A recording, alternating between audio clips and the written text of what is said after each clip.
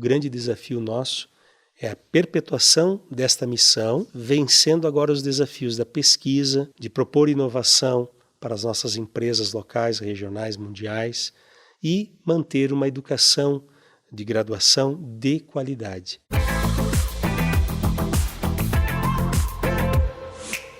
Olá, está começando mais um episódio do UXPlay Podcast, o nosso espaço de conversa com quem entende do assunto.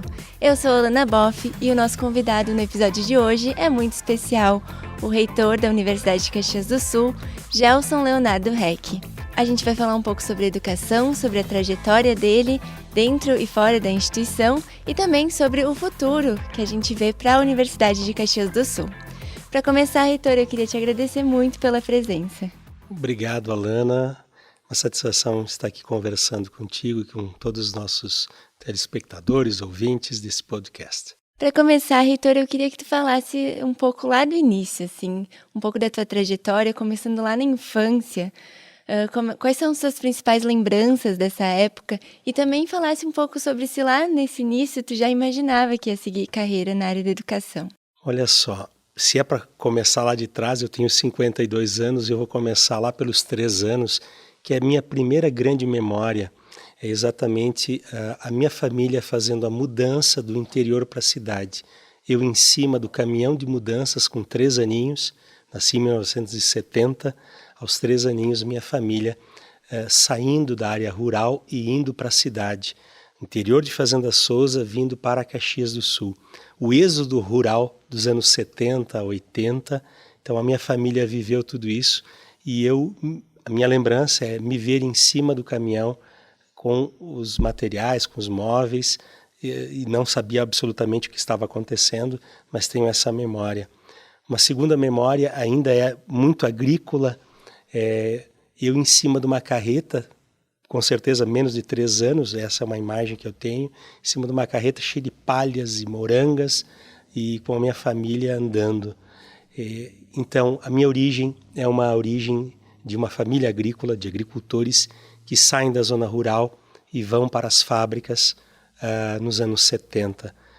Meu pai sai da agricultura. Depois de um tempo ele volta para a agricultura, ele não se adaptou ao mundo urbano e volta para a agricultura a trabalhar com os irmãos e as irmãs que ficaram lá. Então, a minha infância, nasço em Fazenda Souza, no interior de Caxias, vou para o bairro de São Ciro, perto da Grale, da empresa Grale que estava sendo construída, e perto da empresa Eberle, que contratava muitas pessoas e contratou meus irmãos e minhas irmãs. E desenvolvo a minha infância ali. Vou estudar na escola rural de São Ciro e quando eu estava na 7ª série, eu fui convidado a ir para o seminário, estudar no seminário de Fazenda Souza, a vila onde eu havia nascido. Eu nem sabia que existia um seminário para formação de padres e religiosos e voltei lá e entrei na 8ª série estudar. Estudei a 8ª série, depois fui para Araranguá, Santa Catarina, orientado pelos padres num outro colégio deles, outro seminário para ensino médio, onde fiz o ensino médio. Voltei para Caxias, fiz o meu noviciado, fui para Porto Alegre fazer a filosofia. Depois de 2 anos de filosofia, volto para a Fazenda Souza como frei já, com votos, e vou orientar os seminaristas, então, que estavam lá, como eu à época. De lá vou para Londrina fazer o curso de teologia e de Londrina, então eu tomo uma decisão, já com 26 anos de idade, de sair dessa caminhada, abandonar essa caminhada e permanecer no mundo da educação. Então, em 95 para 96 eu tomo essa decisão, vou para Porto Alegre, termino a faculdade de filosofia que eu estava fazendo, que tinha parado porque nós só fazíamos 2 anos e parávamos. Termino a filosofia, começo a lecionar em Porto Alegre, no Colégio Sévigné e no Colégio Marista.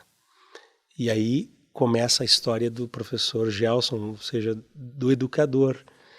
E aí também tomo decisões de não ficar mais em Porto Alegre e reencontrar a minha família, né? Eu decidi que eu teria que ficar mais perto dos meus familiares para recomeçar tudo, né? Então fiquei um pequeno período depois que eu desisti dessa vocação, digamos, dessa carreira religiosa, fiquei um pequeno período em Porto Alegre e depois decidi voltar junto aos meus familiares. E aí, quando eu volto para Caxias, isso já é em 1997, eu fui convidado a trabalhar no Hospital Geral, né?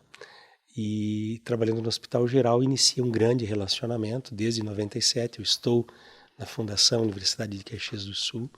Aí faço o meu mestrado, faço o meu doutorado, faço as especializações, 2 especializações, outros cursos de formação, participo do processo para ser professor em 2003, eu entro em 97 na coordenação do Hospital Geral, e antes mesmo de ele ser inaugurado, ele é inaugurado em 19 de março de 98, eu entro em 16 de dezembro de 97, e fico na gestão de 98 até 2005, mas em 2003 eu começo já a dar algumas disciplinas, né? Me divido entre o Hospital Geral e a sala de aula na universidade, e aos poucos eu vou largando o hospital, largo de fato em 2005 ali, começo em 2003 na UCS como professor, 2005 paro as atividades no Hospital Geral, fico como professor na UCS e também fico como gestor na Faculdade Fátima por um bom tempo, até 2010. Em 2010 fui convidado pelo reitor de então, professor Zorzi, a permanecer só na universidade, e apoiei a pró-reitoria acadêmica à época e me dediquei tanto à sala de aula como à questão da gestão acadêmica na comissão de qualificação dos cursos de graduação a partir de 2010.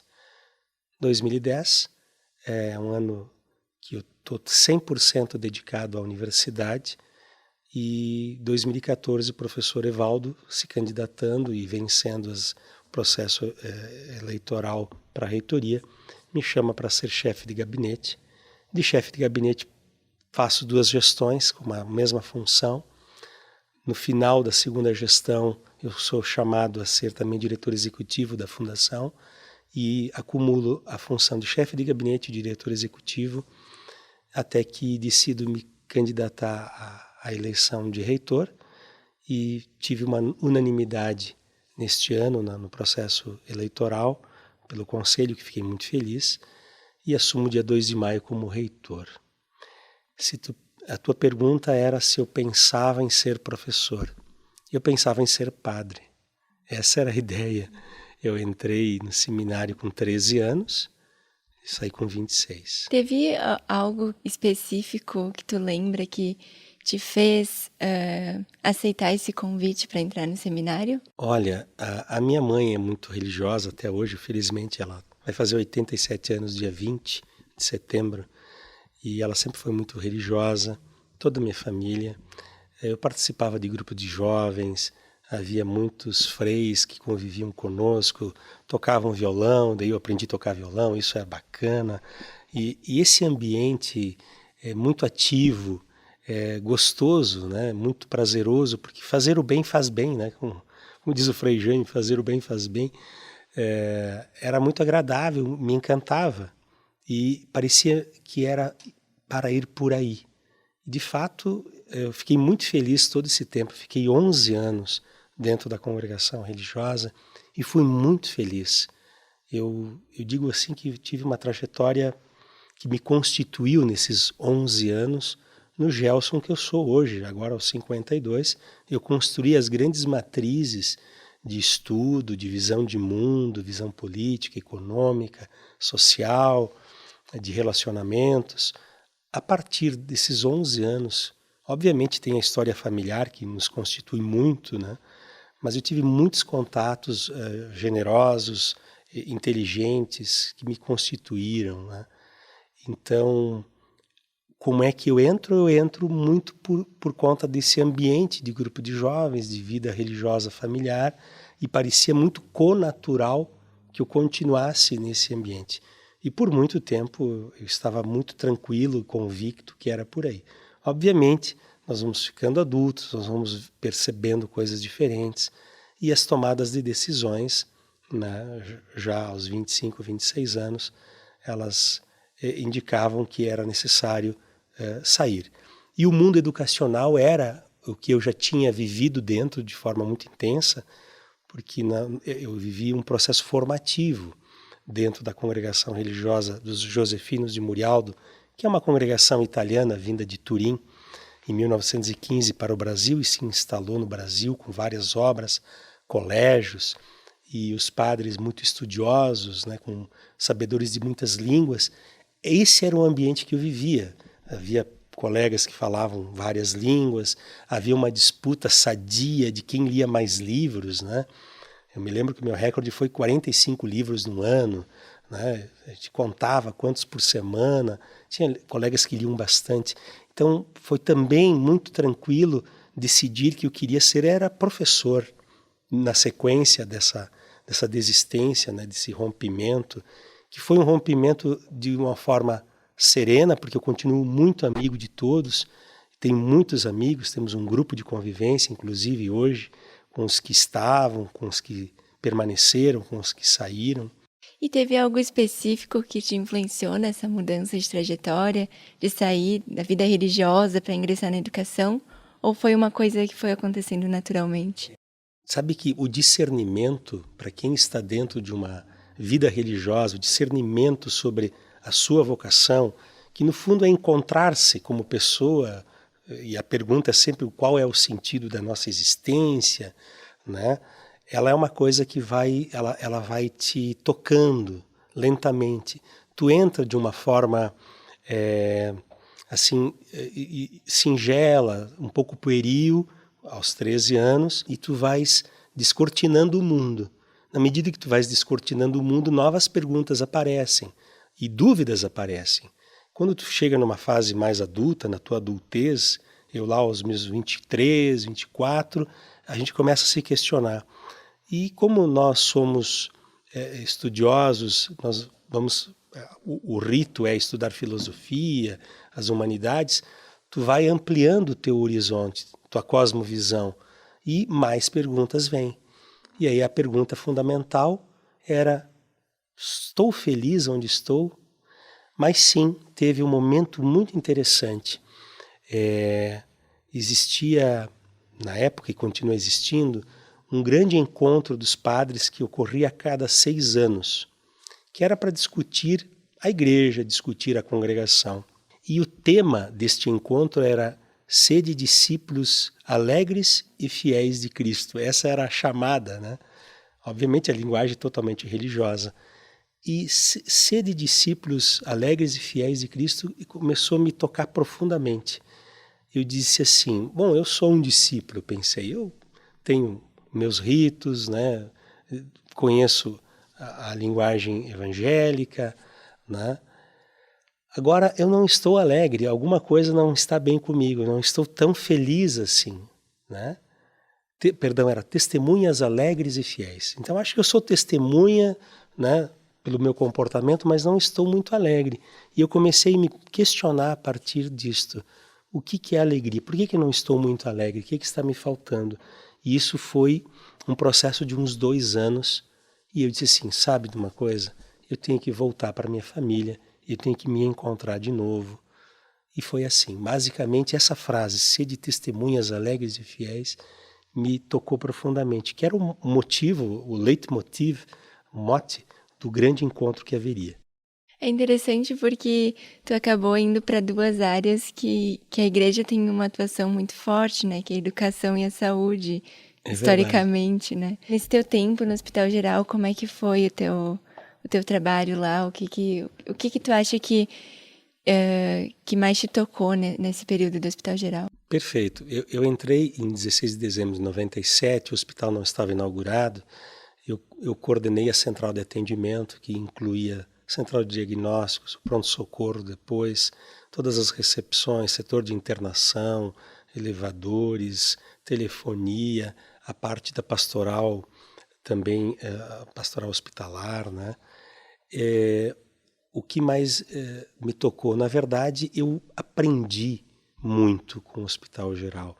Eu saio de um mundo muito cuidado, digamos assim, até um pouquinho de um mundo artificial que eu vivia dentro de uma congregação religiosa, que estava muito amparado, tinha todos os recursos necessários, e vou para um ambiente hospitalar onde a gente observa uma fragilidade humana muito grande, observa a doença, observa uma população bastante também dependente de um atendimento gratuito, que não tem outras condições. Então eu tive esse aprendizado muito concreto do humano, trabalhando ali dentro. Fui um pouco assistente social, até que nós contratássemos os assistentes sociais, né? Contratei muita gente para organizar o hospital, muitas equipes foram construídas comigo e com outros colegas que estruturamos a parte administrativa. Então, esse aspecto do humano e da fragilidade foi um grande aprendizado, ao lado também de questões administrativas, que eu não tinha tanta essa experiência, e aí eu fui buscar a formação. E aí eu aprendi bastante, fiz pós-graduações nesse período, fomos entendendo uma dinâmica de gestão. Foi um grande aprendizado. Eu acho que isso. E quanto à fragilidade, ali eu tive uma experiência fortíssima nos primeiros tempos, com crianças que faleceram, ou nasceram mortas, os natimortos. Isso tudo me impressionou muito e de alguma forma solidificou convicções que eu tinha anteriormente, do humanismo. Eu me considero um humanista, né, no sentido amplo, né, da escuta, do resultado que primeiro é a felicidade das pessoas, nesse contexto. Então, a vivência no hospital consolidou um conjunto de valores que eu tinha trazido da família, havia vivenciado e cultivado no seminário, na vida religiosa que eu tinha vivido, e eu concluí, sim, nós precisamos ter atenção ao outro. O olhar do outro é importante, a educação é importante, e aí fui cada vez mais me constituindo como formador, mesmo ali dentro, uma atividade administrativa, enquanto eu fazia também o meu mestrado, que foi durante o mesmo período que eu estava ali, que eu fui fazendo meu mestrado, que fui fazendo as pós-graduações e tomando a decisão de vou ser professor da universidade. Essa ideia, então, de ser professor surgiu de ti mesmo ou tu teve alguma influência, algum convite ou alguém que tu observou e te influenciou de modo positivo para isso? Eu penso assim, a decisão de ser professor da universidade foi minha, mas uma decisão ela tem muitos elementos atrás. A vida religiosa, eu tive muitos exemplos de padres e de professores estudiosos e encantadores. Realmente aqueles professores que marcam, sábios, muito sábios. Este foi, com certeza, o principal motivo. Me espelhar, né, naqueles grandes ícones que eu tive, professores maravilhosos, sabedores de muitas línguas, de uma cultura ampla, e era invejável positivamente isso. Então, quando eu saí do seminário, eu já tinha esse horizonte de eu quero ser professor. Só que os caminhos, primeiro, me levaram a ser gestor do Hospital Geral. Eu precisava ainda fazer o mestrado para me habilitar à universidade, e aí eu fui trilhando esse caminho. Mestrados e outras especializações, até chegar o momento de concorrer a uma vaga. Havia um concurso na época, né? Participei do concurso, fui aprovado e entrei pela porta da frente na universidade, né? Eu não fui conduzido necessariamente por alguém ou um convite. Eu observei a oportunidade, cultivei esse desejo e entrei na universidade, de fato, em 2013, 4 de agosto de 2003, como professor. E quais que são as tuas principais lembranças, assim, desse início como docente? Tem alguma lembrança mais específica que tu lembre? E também eu queria que tu comentasse um pouco sobre, durante a tua trajetória como professor, se tu observou muitas mudanças no perfil dos alunos, na maneira de ensinar e aprender, né, todos esses anos. São perguntas interessantes as tuas, Alana. Pois bem, nesse período de tempo, faltou dizer que também eu fui professor antes da universidade. No seminário eu já era professor, eu fui professor quando eu já tinha feito filosofia, eu voltei para a Fazenda Souza, eu fui professor de matemática, USPB e ciências, além de professor de violão no seminário. Então eu já cultivei essa questão de ser professor, estava faltando dizer isso, até me esqueci. Então eu tinha essa prática já e essa vivência, isso foi o que eu cultivei depois, então quando adulto e busquei então ser professor da universidade.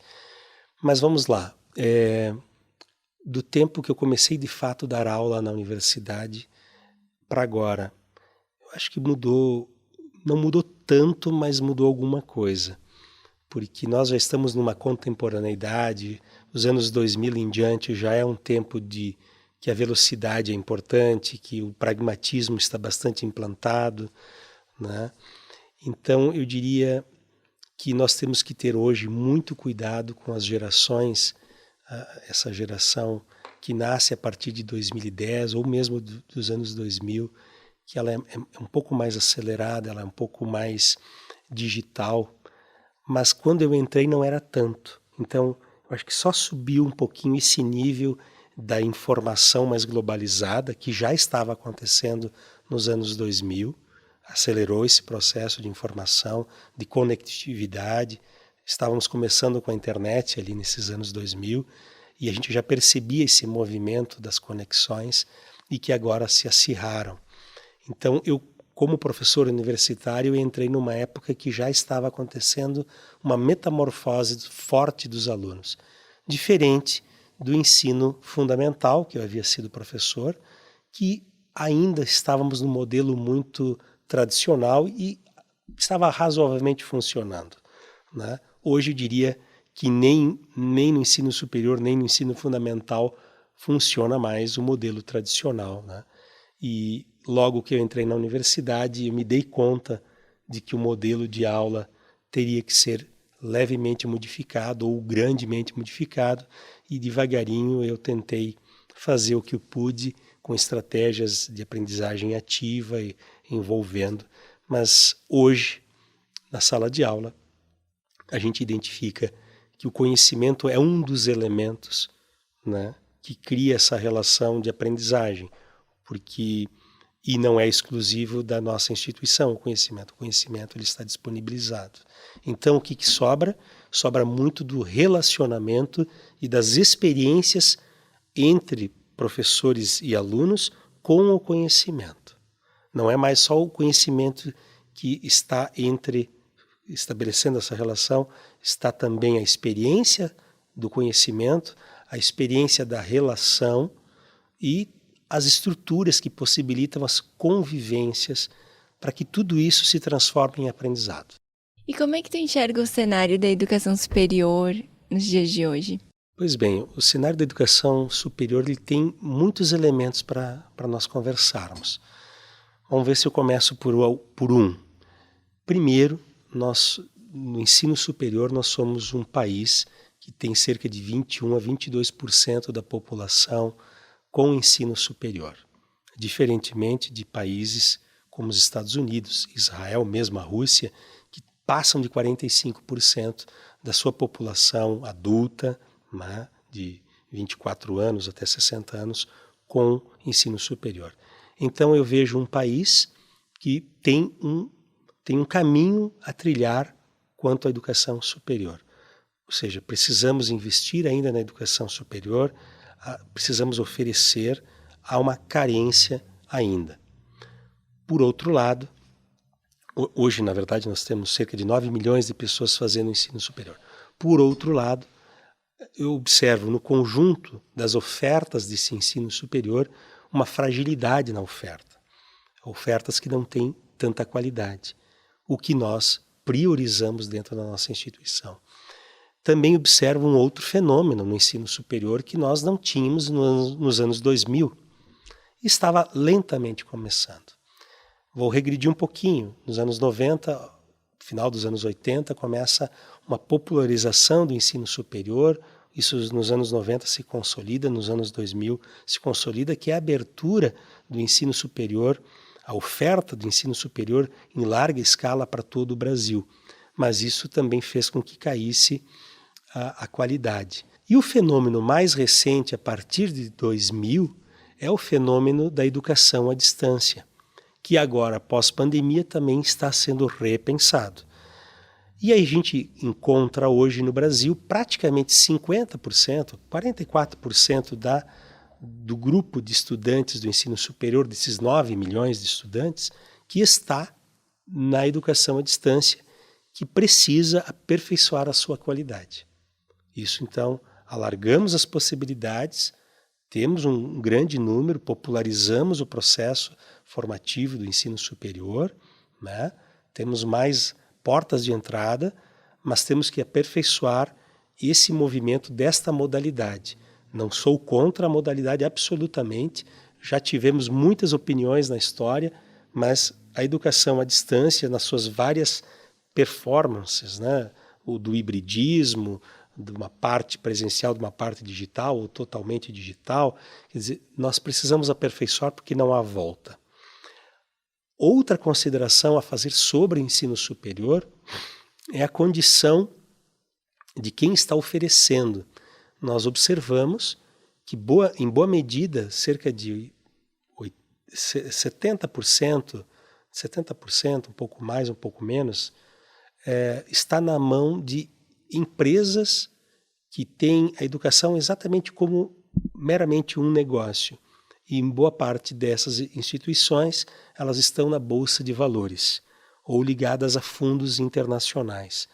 O que também me preocupa, né, sendo reitor de uma instituição comunitária, que temos aqui elementos de valores, elementos de aprendizagem, conhecimentos, focados no desenvolvimento local, regional e do próprio país. Então, também é uma questão a ser pensada, discutida, refletida, o quanto há de entrega dessas instituições para suas comunidades, ou o quanto há de exploração dessas instituições das comunidades onde se instalam. Nós, como uma universidade comunitária que somos, nós nos preocupamos com essa agressividade mercadológica ou mercantil que entrega pouco e leva muito. Então, isso temos um debate grandioso para fazer. E o tema da universidade comunitária também é grandioso. E essa questão da reitoria em si, foi algo que tu sonhou lá no início, um dia se tornar reitor, ou foi algo que tu foi construindo ao longo da tua trajetória?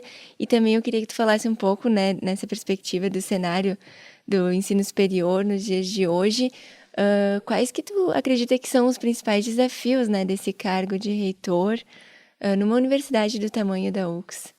Muito bem. Eu decidi me candidatar à vaga de reitor e assumir essa tarefa em agosto do ano passado. Antes não havia passado na minha cabeça a ideia de ser reitor ou de me candidatar.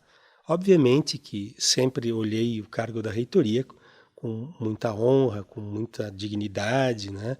Mas não me via absolutamente no cargo.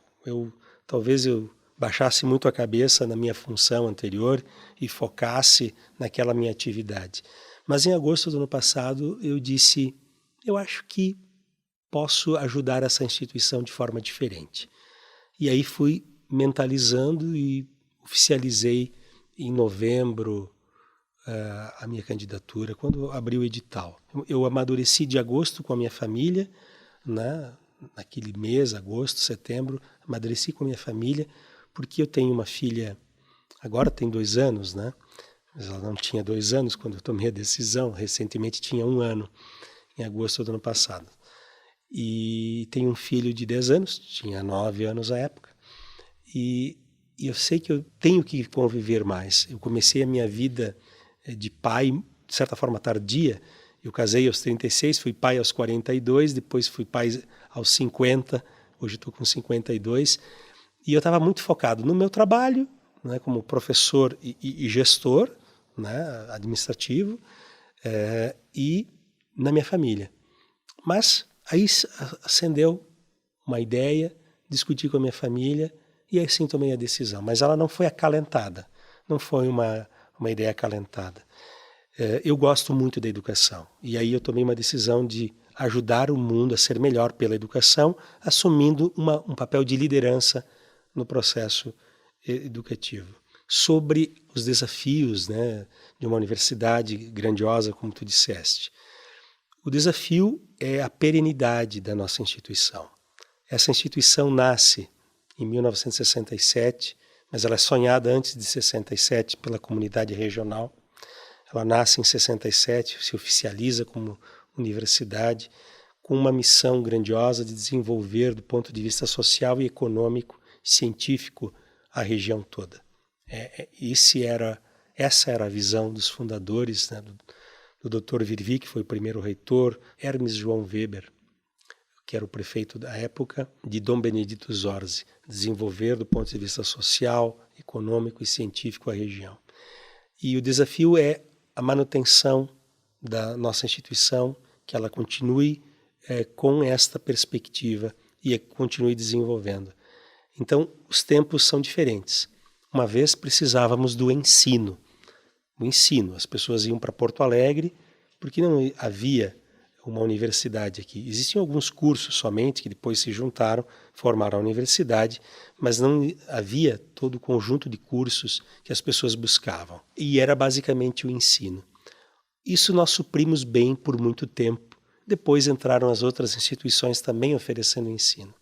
Mas, obviamente, continuamos com o desafio de ensinar a graduação, mas novos desafios foram lançados, pesquisa e inovação. Então eu diria assim que o grande desafio nosso é a perpetuação desta missão, mas vencendo agora os desafios da pesquisa, de pesquisar o que é relevante, de propor inovação para as nossas empresas locais, regionais, mundiais e manter uma educação de graduação de qualidade. Tudo isso no meio, entre tantas outras opções de graduação que as pessoas têm. Nós queremos, nesta gestão, Alana, criar um grande ecossistema de inovação. Na verdade, ele foi criado na outra gestão do professor Evaldo, e agora a ideia é catapultar esse ecossistema de inovação, atraindo cerca de 150 empresas no nosso Parque de Ciência e Tecnologia, no nosso TecnoUX. Estamos em vias de construir um prédio de 10 mil metros quadrados para abrigar exatamente 150 empresas. E essas 150 empresas virão para fazer o seu P&D aqui dentro, a sua pesquisa e o seu desenvolvimento. A ideia é que tenhamos muitos alunos, mestrandos, doutorandos e mesmo graduandos, conectados a essas empresas, desenvolvendo pesquisas, utilizando todos os nossos laboratórios, gerando projetos de pesquisas conosco e com nossos pesquisadores, num grande ecossistema em que os protagonistas são as pessoas, as empresas, os professores, os alunos, gerando inovação, pesquisa e desenvolvimento. O nosso sonho é que o conhecimento aconteça nessa grande interação que busca o novo conhecimento, não só a reprodução.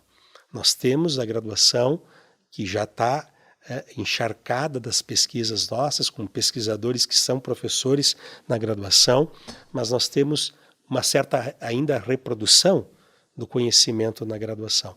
Nós queremos cada vez mais que não seja só uma reprodução, mas seja também uma invenção, uma inovação, o conhecimento novidadeiro que vai permeando o processo de aprendizagem nosso. Ou seja, executando aquilo que nós tanto falamos, que é o processo formativo pela pesquisa, certo? O princípio educativo que é a pesquisa.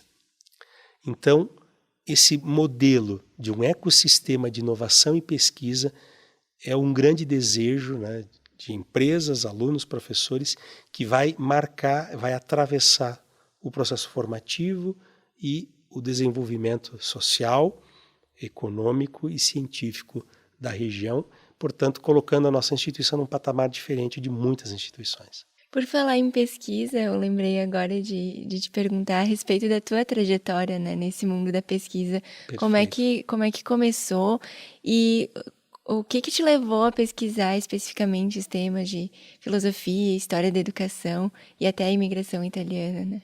Pois bem, eu fiz uma faculdade de filosofia, né? Eu sou licenciado em filosofia, faço um mestrado em filosofia, antropologia filosófica e decido fazer um doutorado em educação, na mesma área de filosofia e história da educação, sempre com a filosofia me acompanhando. Quando eu entrei no doutorado, eu já tinha um tema pré-selecionado, que era filosofia e educação. Logo no começo das primeiras aulas, eu fui direcionando um pouquinho mais. Então, filosofia, educação, mas a própria história da educação. E aí o caminho ele vai se tecendo, sendo tecido.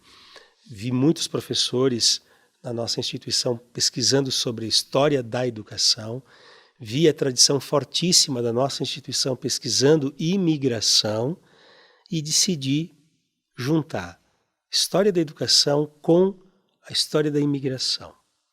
Foi assim, foi uma escolha, mas observando a nossa instituição, os nossos professores, um pouquinho antes do doutorado e já durante o doutorado. E aí, no doutorado, eu fixei a ideia, vai ser história da educação propriamente, na verdade. Eu havia participado de alguns encontros antes do doutorado, já havia vislumbrado esse caminho, né? Mas daí, durante o doutorado, eu fecho a questão, vai ser exatamente história da educação com a imigração. E aí eu fui dando mais foco ainda. Que imigração? Aquela que acontece aqui na nossa região? Não. Daí eu observei, fazendo o estado da arte, eu identifiquei que havia muitas pesquisas já bem feitas aqui com nossos professores e tantas outras pessoas, nossos alunos, nossos programas, e comecei a identificar materiais que apontavam para Porto Alegre. E isso é bem interessante. Eu encontrei num arquivo um jornal que falava de escolas étnicas italianas em Porto Alegre. Né? A partir daquele achado, daquele jornal, eu disse, interessante, existiam escolas étnicas italianas em Porto Alegre? Pô, eu nem conheço bem esse processo de imigração em Porto Alegre. Comecei a estudar sobre isso e vi que tinha muitas lacunas. E aí começa a façanha da minha tese. Descobrir esse processo, entender esse processo, sobretudo na década de 30, onde eu me fixei mais, quando eu descobri que havia uma relação direta entre as escolas étnicas italianas em Porto Alegre e a ideologia fascista. E aí, quando eu descobri isso, me apaixonei mais ainda, né? Estudei bastante o fascismo, teorias políticas e todo esse processo. Fui aos arquivos, encontrei achados importantíssimos e tive uma tese inédita.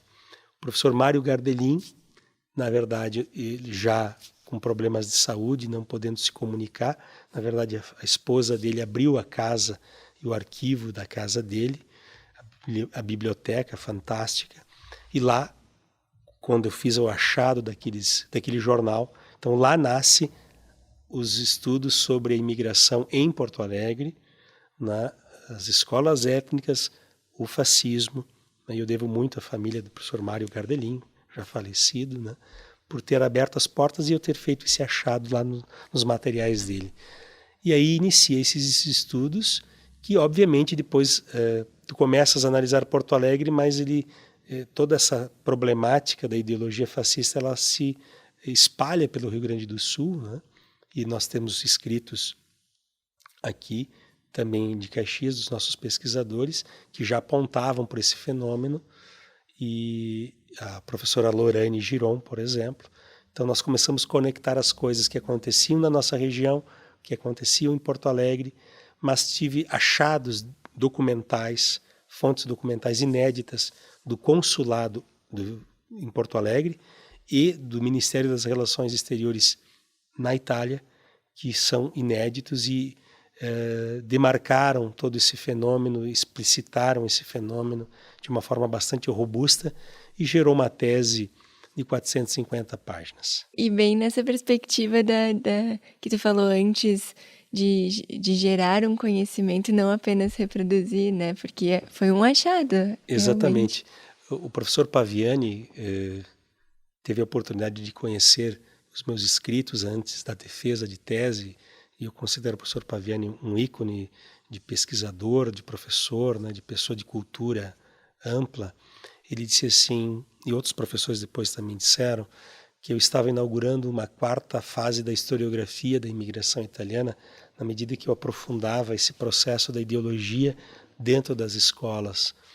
E hoje é um tema bastante trabalhado, né? Isso eu defendi em 2015, essa informação ela já está bastante disseminada, outros pesquisadores também já se aventuraram, acharam outros elementos e no fundo corroboram a grande tese de que as escolas étnicas italianas em Porto Alegre sofreram um processo forte da ideologia fascista na década de 30, que é a tese que eu defendi basicamente esta, né?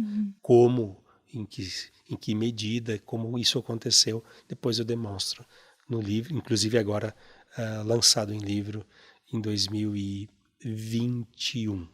E como é que tu enxerga, assim, todas essas tuas diferentes trajetórias, desde o seminário até a parte administrativa, docência, pesquisa, como isso ajuda a constituir a tua gestão como reitor hoje na universidade? Estamos numa universidade. A universidade é o local da pluralidade. E eu me vejo como um sujeito plural. Existe um ditado latino que diz varietas placet, a variedade que encanta. E eu não me frustro por ter um pouco essa trajetória religiosa, filosófica, histórica, administrativa. Pelo contrário, eu fico feliz que esse conjunto de elementos que foram me constituindo me tornaram o Gelson, que talvez, por isso, eu tenha achado que eu teria condições de me candidatar a ser reitor, porque parece-me que fecha muito com uma ideia de universidade, né? Uma ideia de uma visão ampla sobre muitas temáticas, e é isso que vivemos na universidade. São 6 áreas de conhecimento, uma variedade de estudos e pesquisas e projetos. Nos identificamos com várias coisas, com a pesquisa, com a história, com a filosofia, com a educação, com a administração, com o empreendedorismo. E isso parece-me que até me dá condições, a meu ver ao menos, me dá condições também de estar onde estamos, talvez faltando com a modéstia, isso me dê mais condições que talvez outros. Mas de qualquer forma, não por isso, também por uma crença de que nós precisamos olhar para os lados. Eu tenho uma convicção, mais do que uma crença, uma convicção, porque há elementos que embasam, né, a ideia, não é tão etéreo assim. Nós precisamos, mesmo que sejamos bons, ou para sermos bons em uma área, nós precisamos entender os contextos das coisas. Então, queremos ser bons em filosofia, vamos dizer. Eu preciso ler outras coisas. Queremos ser bons em engenharia. Eu preciso olhar para além da engenharia. Existe um outro ditado latino que eu aprovo. Timeo hominem unius libri. Temo o homem de um livro só. Na verdade, isso significa que nós precisamos ler coisas diferentes, olhar outros elementos, outras perspectivas. E aí nos constituímos como educadores, formadores de opiniões, líderes, professores de fato. Então, é defendida ainda hoje, como sempre foi, pelo menos de algumas gerações, que tenhamos como professores universitários uma formação cultural ampla. Isso é desejável. Entrar o professor que vai falar de matemática, para os nossos alunos, mas que tenha uma visão de mundo ampla. E aí temo o homem de um livro só. Essa visão plural, ampla, é o que as pessoas, inclusive, buscam dos nossos professores. E, felizmente, nós temos muito disso na nossa instituição. Felizmente, temos professores muito plurais, vou dizer assim, muito viajados, que estudaram, que não só leem as coisas de sua área e ficam especialistas, mas ficam pessoas também cosmopolitas. E isso é muito importante. Isso constitui uma universidade. Esse é o grande capital da nossa universidade, Alana. Pessoas com uma visão plural, ampla. Esse é o nosso capital. E assim, eu acredito que toda gestão, seja a gestão de uma universidade, seja a gestão de um país, ela acaba sendo marcada por algumas coisas, né? A gente lembra de governos por algumas coisas que foram feitas, por algum modo de lidar com as questões, com as pessoas. Como é que tu gostaria que a tua gestão fosse lembrada? Olha, já me fizeram essa pergunta, Alana, e é uma pergunta muito sábia também. Eu diria assim, já conversei com a minha equipe. Nós queremos ser lembrados por termos feito aquilo que combinamos que íamos fazer. Nós temos um planejamento estratégico e queremos executá-lo. E ali dentro tem muitas coisas, né? E nós queremos realizar aquelas questões que nós nos propusemos. Sermos, de fato, a melhor universidade comunitária do Rio Grande do Sul, oxalá consigamos, que essa é a nossa visão institucional, ampliarmos o nosso estrito senso, ampliar a pesquisa, ampliar a inovação, termos as 150 empresas conosco, termos um conjunto de alunos conectados com essas empresas aqui dentro, termos uma instituição internacionalizada propriamente.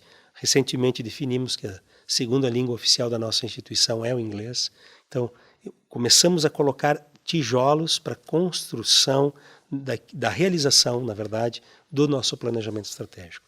Essa é a ideia, realizarmos aquilo que nos comprometemos, de um ponto de vista muito profissional. E para o engrandecimento, obviamente, de quem? Das pessoas, do mundo. Repito, que a gente consiga, nessa gestão, fazer o que combinamos, o que escrevemos, né, para que, ao fim e ao cabo, consigamos fazer valer a história da instituição, que é uma história que faz com que Caxias e a região e o país, né, se desenvolvam do ponto de vista social, econômico e científico. Essa é a nossa perspectiva. Muito bem. Para finalizar, Heitor, eu queria fazer algumas perguntinhas, um bate-volta, assim, perguntas rápidas. Uau. Com respostas rápidas. Vamos ver. A primeira seria, quais são os teus principais hobbies, assim, o que tu, quando não está na universidade, o que tu gosta de fazer? Tá, eu sou um leitor de tudo quanto é coisa, certo? Eu sou, nas horas vagas, gosto de tocar violão e piano, gosto muito disso. Basicamente, leitura e música, né? E por falar em música, qual que é o teu estilo preferido? Olha, eu sou muito eclético, mas eu gosto da música popular brasileira e sobretudo do rock nacional, eu gosto bastante também. E tenho uma grande queda para música clássica, sobretudo quando eu pego o piano, sei pouquinho piano, mas gosto de tocar os clássicos. Uma viagem inesquecível que tu tenha feito? Não fiz muitas viagens, fiz poucas viagens, mas uma marcante foi Israel. Israel, pela minha trajetória formativa, né, foi muito significativa. Viajei com um colega que estudou muito tempo comigo, fez teologia comigo, filosofia, ficou padre, e nós fizemos uma viagem que eu estava com o dicionário bíblico, né, Mackenzie, que é um dicionário clássico internacional, e ele com a Bíblia de Jerusalém. Então nós íamos nos locais e eu lia os descritivos científicos do dicionário, de arqueologia, de semiologia, de linguística, e ele lia os textos e nós fazíamos uma bela discussão em cada local onde nós fomos. Por falar em dicionário bíblico, o senhor tem uma coleção de bíblias, né? É verdade. Como é que começou isso, assim, só interrompendo um pouco as perguntas? Não, perfeito. Começou ainda no seminário, né? Eu fui para casa com algumas bíblias, né? Porque eu gosto de línguas estrangeiras, essa é a verdade. Eu tenho as bíblias, não tanto porque eu gosto de bíblias, mas obviamente gosto dos textos sagrados, né? Mas porque eu gosto de línguas estrangeiras. Eu sou fascinado por línguas estrangeiras Então, isso acabou misturando os textos bíblicos com várias línguas. Eu sempre tentei ler alemão, estudei francês, estudei grego, estudei hebraico, estudei um pouquinho de latim, estudei inglês, italiano, vivi com pessoas, uma comunidade italiana por bons anos. Então, tudo isso, na verdade, foi compondo essa coleção, essa vivência e essas oportunidades teóricas, né, de estudar a Bíblia também. E são quantas que tu tem hoje? Hoje eu devo ter umas 42, perdi um pouco a conta. Alguma que tu considera assim mais rara ou não? A mais rara para mim é aquela que está escrita em latim e grego, que eu estudei um pouquinho mais e tenho minhas anotações. E a segunda é aquela que eu estudei teologia, que é em português, que tenho muitíssimas anotações de rodapé, está totalmente rabiscada para mim, a minha relíquia são essas duas. Legal. E um pensamento ou uma reflexão assim que tu leva para tua vida? Olha só, primeiro eu gosto de pessoas otimistas ao meu lado, né? Então eu digo que o otimismo ele é uma virtude. Eu diria que o otimismo é uma virtude. Não sei se está categorizado exatamente como virtude, mas hoje eu diria que seja otimista. Olhe o copo meio cheio, né? Porque as fronteiras são postas pela nossa mente. Então, mais ou menos por aí. E eu tenho dito em outros locais que me fazem essa mesma pergunta sobre uma frase, e eu gosto de novo do latim, né? Nulla di sine linea, nem um dia sem ler uma linha. Isso parece-me fundamental, sobretudo para os educadores. E já que a gente você falou tanto em leitura, algum livro preferido ou algum livro que tu indicaria que todo mundo lesse? Olha, eu li muito Morris West, aquele australiano que escreveu Sandálias do Pescador, Proteu, O Navegante. Essa coleção toda eu tenho também. E eu gosto de livros que têm um misto de história, tem um enredo cativante, obviamente, né, esses romances que têm enredos cativantes, mas que têm elementos históricos que perpassam a trajetória e o enredo. E o Morris West ele faz muito bem isso. Ele tem história, tem filosofia, tem arqueologia, tem reflexão crítica, ele desperta o pensamento. Então eu diria assim que Morris West, para mim, ao lado de Tolstói, né, e outros russos, são literaturas que me encantam e eu tive a oportunidade de lê-los. Muito bem. Bom, Heitor, queria te agradecer mais uma vez pela presença aqui no nosso podcast e convidar todo mundo para continuar nos acompanhando. Toda quinta um episódio novo. Tem muitos episódios interessantes e assuntos interessantes pela frente. Lembrando que vocês podem nos acompanhar no YouTube e também no Spotify do UXPlay e todas as novidades pelo nosso Instagram, @UXPlay. Até a próxima. Muito obrigado.